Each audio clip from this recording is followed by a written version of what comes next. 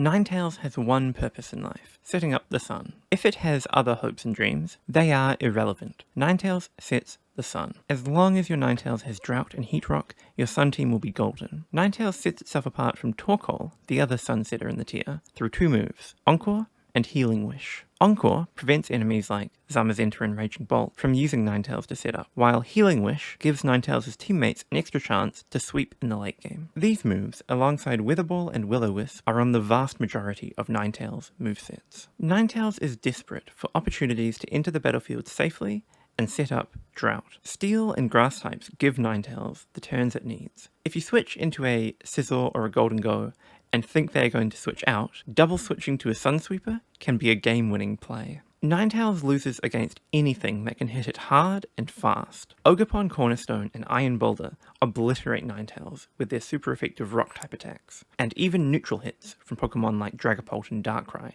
will take massive chunks out of Ninetales' health. Enemy photosynthesis Pokemon are also a massive worry. Ninetales' Sun can be its own undoing against booster energy offense teams. Ninetales is Sun. If you have a Ninetales, you are Sun.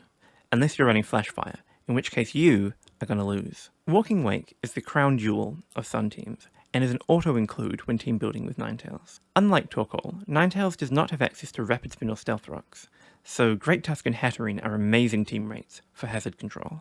The final two team slots can go to any combination of Fire types, Chlorophyll users, and past Paradox Pokemon. Or, for some reason, Low-Kicks. I've tried and failed to understand why Low-Kicks is here, but the stats are the stats, and Low-Kicks is used on 19% of Ninetales teams, apparently. Any Pokemon that is bad on Sun is a terrible partner for Ninetales. Don't even think about Barraskewda or Toxapex. Torkoal is also a pretty bad partner. Having two Sunsetters sounds funny, but in practice, they end up being dead weight. 3 tips for using Ninetales in battle. 1. Follow the Hatterene pipeline. Getting Sun up on turn 1 is amazing, but leading Ninetales often puts you into a losing matchup. Immediately switching into Eject Button Hatterene solves this problem completely. If your opponent clicks a hazard move or a status move, it'll be reflected straight back at them. If they click a damaging move, your Eject button will let you safely pivot into a strong sweeper to abuse the sunlight you have set. Win-win.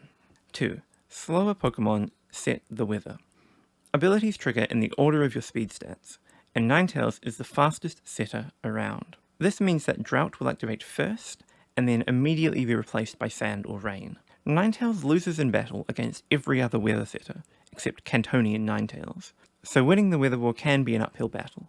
Do your best. 3. Sun can definitely help the enemy too.